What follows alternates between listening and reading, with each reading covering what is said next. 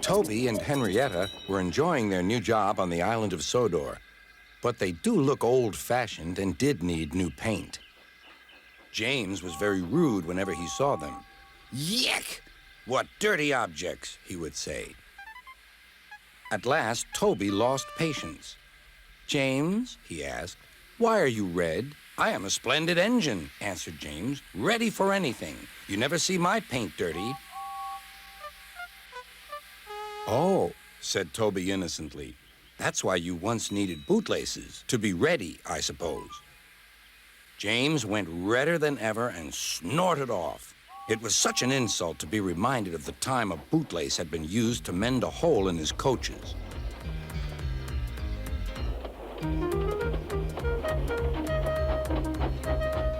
At the end of the line, James left his coaches and got ready for his next train. It was a slow freight, stopping at every station to pick up and set down cars. James hated slow freight trains. Dirty cars from dirty sidings. Yeah!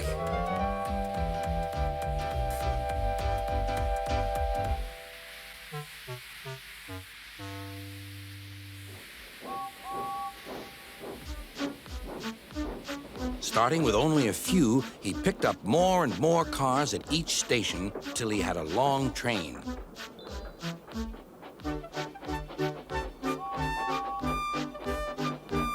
At first, the freight cars behaved well, but James bumped them so crossly that they were determined to get back at him. Presently, they approached the top of Gordon's Hill. Heavy freight trains halt here to set their brakes. James had had an accident with cars before and should have remembered this. "Wait, James, wait," said the driver, but James wouldn't wait. He was too busy thinking what he would say to Toby when they next met. The freight car's chance had come. "Hurrah! Hurrah!" they laughed, and banging their buffers, they pushed him down the hill. "On! On!" yelled the cars. "I've got to stop! I've got to stop!" groaned James.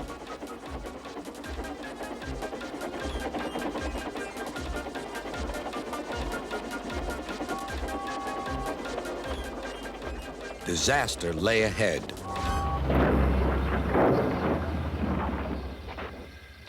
Something sticky splashed all over James.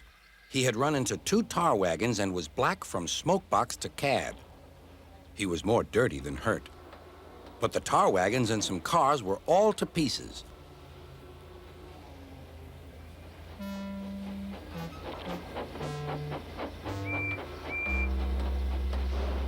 Toby and Percy were sent to help and came as quickly as they could. "Look here, Percy," exclaimed Toby. "Whatever is that dirty object? That's James, didn't you know?" "It's James's shape," said Toby. "But James is a splendid red engine, and you never see his paint dirty." James pretended he hadn't heard.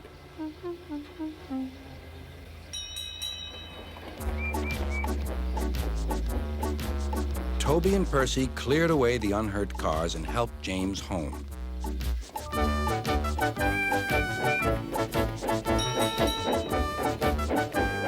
Sir Topham Hatt met them. "Well done, Percy and Toby." He turned to James. "Fancy letting your cars run away. I am surprised. You're not fit to be seen. You must be cleaned at once. Toby shall have a new coat of paint." "Please, sir, can Henrietta have one too?" said Toby. "Certainly, Toby." "Oh, thank you, sir. She will be pleased."